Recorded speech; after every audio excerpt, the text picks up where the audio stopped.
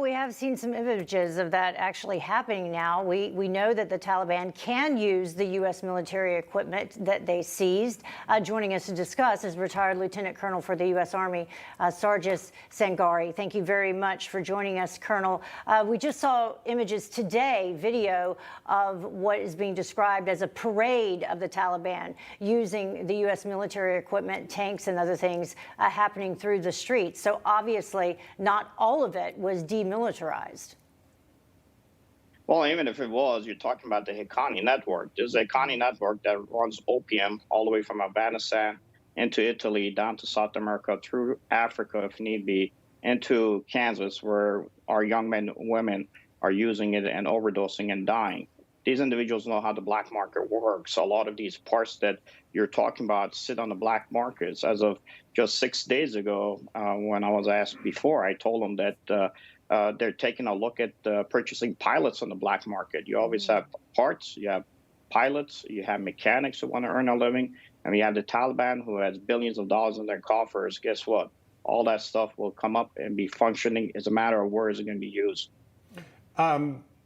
What would you do in response?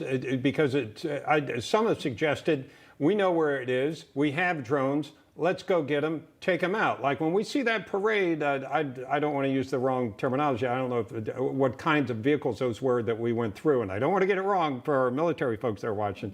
But we have drones. Can we just take those out? Or at this point, is that considered inappropriate with our diplomatic relations with that country? Well, it's a matter of what you want to do from the leadership perspective, right? A reasonable person has to ask the question, was this equipment left back there on purpose? Because you can be this incompetent to leave it on the battlefield. And to dovetail on the segment that you had previously, where you had a discussion with the POTUS, with the president of Afghanistan, looking at what the perception is as far as what is about to happen in Afghanistan. If you go back to just the June briefing that Pentagon by law had to brief to Congress as to what is happening with the withdrawal of Afghanistan and the possible likelihood of the country failing, President Biden also waived that. Now, this is a part where Congress has to come in and say, why did you do this? Now, this equipment that was left behind is already made it into the hands of the Iranians as far as our night vision goggle capabilities are concerned, because the Iranians were sanctioned.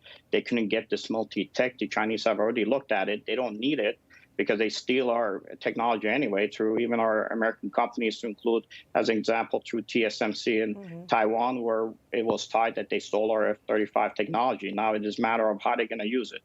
You could destroy anything on the battlefield. It's a matter if the bureaucrats allow it or not. Yeah, and I just want to let our viewers know, Colonel, you know about this area because you were actually born in Iran. I do want to talk about that in terms of the different tribes and the issues that will be happening when it comes to all the different terrorism groups, specifically in Afghanistan. Here is what General Milley had to say about the Taliban just a short time ago. In war, you do what you must in order to reduce risk to mission and force, not what you necessarily want to do. Any possibility of coordination against ISIS-K with them? It's possible. Possible. So what are your thoughts on that when you hear about, ISIS-K possibly working with the Taliban? We have al-Qaeda coming out and congratulating Taliban on their success as well. Yeah, these organizations work together. These are individuals who are married to the same family. One might wear a Taliban hat, the other one might wear ISIS hat, but they're all on one projection, and that is to attack America. In the same briefing that you just showed, they had put up the fact that the war has ended, and the generals were talking about the end of war.